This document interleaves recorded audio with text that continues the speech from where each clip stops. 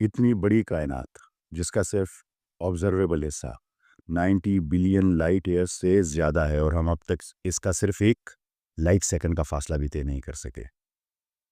تو سوال یہی ہے، اتنی وسیع حیرت انگیز کائنات بنانے کا مقصد کیا تھا؟ یہی سوال اویس اقبال نے مجھ سے پچھلی ڈیبیٹ میں پوچھا۔ with due respect, ٹھیک ہے why in your opinion your God created this universe? آپ کے خدا نے اس کائنات کو کیوں بنایا ڈاکٹر صاحب، اتنی بڑی کائنات کو؟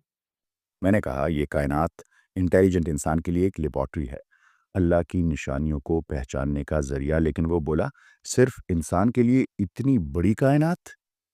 اس کا اعتراض کسی حد تک درست تھا۔ فرض کریں ایک چونٹی کے لیے پورا ملک یا پورا پلانٹ بنا دیا جائے، وہ چونٹی تو زندگی بھر گھر سے نہیں نکل سکے گی، تو وہ پورا ملک یا پورا پلانٹ کیا سمجھے گی؟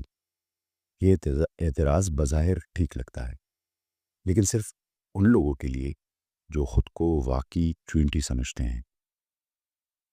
کافر کی یہ پہچان کے آفاق میں گم ہے، مومن کی یہ پہچان کے گم اس میں ہے آفاق۔ بدقسمتی سے آج زیادہ تر انسان اپنے آپ کو وہی چونٹی مان بیٹھے ہیں، مگر ہم چونٹی نہیں ہیں، ہم صرف جسم نہیں ہیں۔ کبھی سوچا ہے آپ ہیں کیا؟ کوئی اندازہ کر سکتا ہے اس کے زور بازو کا؟ نگاہ مرد مومن سے بدل جاتی ہیں تقدیریں۔ کیا آپ نے کبھی اپنے وجود پر غور کیا؟ آپ کے اندر کچھ ایسا خاص ہے جسے پہاڑوں نے اٹھانے سے انکار کیا، آسمانوں نے قبول نہ کیا، فرشتوں نے بھی آپ کی تخلیق پر سوال اٹھایا اور ابلیس نے سجدہ کرنے سے انکار کر دیا۔ تو یقیناً آپ معمولی نہیں، آپ کو اللہ تعالیٰ کی طرف سے بہت بڑا تحفہ اور ذمہ داری ملی ہے۔ آپ وہ ہیں جنہیں اللہ نے خلیفہ بنایا، زمین پر اپنا نائب، اور اس کے ساتھ دیا اختیار، عقل اور روح جیسا تحفہ۔ یہی انسان کی اصل ہے۔ اقبال نے کہا تھا، محبت مجھے ان جوانوں سے ہے، ستاروں پہ جو ڈالتے ہیں کمند۔ ہم وہ مخلوق ہیں جنہیں کائنات کو مسخر کرنے کے لیے بنایا گیا ہے۔ قرآن شریف، قرآن کریم کہتا ہے، اور آسمانوں میں تمہارا رزق ہے۔ ہم نے کبھی سوچا یہ جملہ حقیقت میں کتنا بڑا وعدہ اور کتنا طاقتور ہے؟ اب ذرا سائنس کی بات کرتے ہیں۔ آپ نے شاید کارڈیشف اسکیل کا نام سنا ہو۔ یہ اسکیل ایک رشین ایسٹرو فزسسٹ نیکولائے کارڈیشیو نے 1964 میں بنایا تھا۔ اس کا مقصد تھا یہ جانچنا کہ ایک تہذیب اپنی انرجی کتنے حد تک استعمال کر سکتی ہے۔ یہی اسکیل یہ سمجھاتا ہے کہ انسان ابھی کہاں ہے اور وہ کہاں تک پہنچ سکتا ہے۔ سب سے پہلے ٹائپ 0 سویلائزیشن۔ یہ وہ سویلائزیشن ہے جو اپنے پلانٹ کی مکمل انرجی بھی استعمال کرنے کے قابل نہیں۔ ہم ابھی یہی ہیں، تقریباً 0.73 اسکیل پر۔ ہم تیل، گیس، کوئلے اور تھوڑی بہت شمسی توانائی پر چل رہے ہیں۔ یہ ابتدائی درجے کا شعور ہے، جہاں ہم زمین کے وسائل سے لڑ رہے ہیں، ان سے جیت نہیں رہے۔ ٹائپ 1 سویلائزیشن، یہ وہ تہذیب ہے جو اپنے پورے پلانٹ کی انرجی پر قابو پا لیتی ہے۔ وہ ہوا، سمندر، زلزلے، آتش فشاں، موسم، سب کچھ استعمال کر سکتی ہے۔ انسان اگر اگلے 100 سال میں ترقی کی یہی رفتار برقرار رکھے تو ہم ٹائپ 1 سویلائزیشن کے دہانے پر ہوں گے، یعنی کہ ایسا وقت جہاں توانائی کی کمی یا موسمی تباہی جیسے مسائل ختم ہو جائیں گے۔ ٹائپ 2 سویلائزیشن، یہ وہ مرحلہ ہے جہاں مخلوق اپنے ستارے، سٹارز جیسے سورج کی مکمل توانائی استعمال کرتی ہے۔ اس کے لیے سائنسدانوں نے ایک تصور دیا جسے ڈائسن اسفیئر کہتے ہیں۔ ڈائسن اسفیئر ایک ایسا مصنوعی نظام جو سورج کے گرد بنے اور اس کی پوری توانائی کو جذب کر لے اور انسان استعمال کرے۔ سوچو کتنی طاقتور تہذیب ہوگی جو ایک پورے ستارے کی توانائی سے اپنی دنیا چلا رہی ہو۔ ٹائپ 3 سویلائزیشن، یہ وہ مقام ہے جہاں مخلوق اپنی پوری گیلیکسی کی توانائی کو کنٹرول کرتی ہے۔ پوری گیلیکسی یعنی اربوں ستاروں سے توانائی حاصل کرتی ہے، کہکشاؤں کے درمیان سفر کرتی ہے اور سپیس ٹائم کو اپنی مرضی سے موڑنے کی صلاحیت رکھتی ہے۔ یہی وہ مقام ہے جہاں سپیس اور ٹائم بے معنی ہو جاتے ہیں، سپیس اور ٹائم کا مقصد ہی نہیں رہتا۔ ٹائپ 4 سویلائزیشن، یہ تہذیب صرف ایک گیلیکسی نہیں بلکہ پورے کاسموس یعنی تمام galaxies, black holes, neutron stars سے توانائی کھینچنے کی صلاحیت رکھتی ہے۔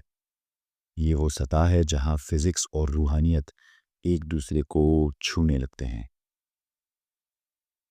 ہم ابھی ٹائپ 0 سویلائزیشن پہ ہیں، لیکن صرف پچھلے 100 سال میں ہم نے وہ ترقی کی جو پچھلے 10,000 سال میں نہیں ہو پائی۔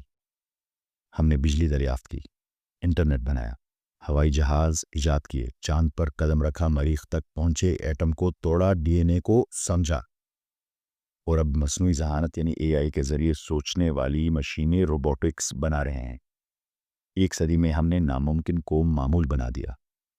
سوچو، اگر 100 سال میں ہم یہاں تک پہنچ گئے تو اگلے 500 سال میں ہم کہاں ہوں گے؟ شاید ٹائپ 1 میں، شاید ٹائپ 2 سویلائزیشن کے پہنچ جائیں، اور اگر یہ سفر جاری رہا تو انسان صرف زمین کا نہیں، اس پوری کائنات کا باشندہ بن جائے گا۔ کوئی قابل ہو تو ہم شان کئی دیتے ہیں، ڈھونڈنے والوں کو دنیا بھی نہیں دیتے ہیں۔ اب اگر کوئی کہے کہ سب ناممکن ہے کیونکہ قابل مشاہدہ کائنات 90 ارب نوری سالوں سے بڑی ہے، اور آئنسٹائن کے مطابق ہم کبھی بھی روشنی کی رفتار سے سفر نہیں کر سکتے، تو شاید اس نے آئنسٹائن، روزن برجز یا ورم ہولز کے بارے میں نہیں پڑھا، نہ قرآن کریم میں بیان کردہ معارج اور سبابہ سمجھے، نہ یہ کہ declassified gateway process یا آؤٹ آف باڈی ایکسپیرینسز جیسے فینومینا کو سمجھا۔ یہ سب اس بات کی جھلکیاں ہے کہ انسان کی اصل صلاحیت ابھی ظاہر ہونا باقی ہے، ہم ابھی بس آغاز میں ہیں۔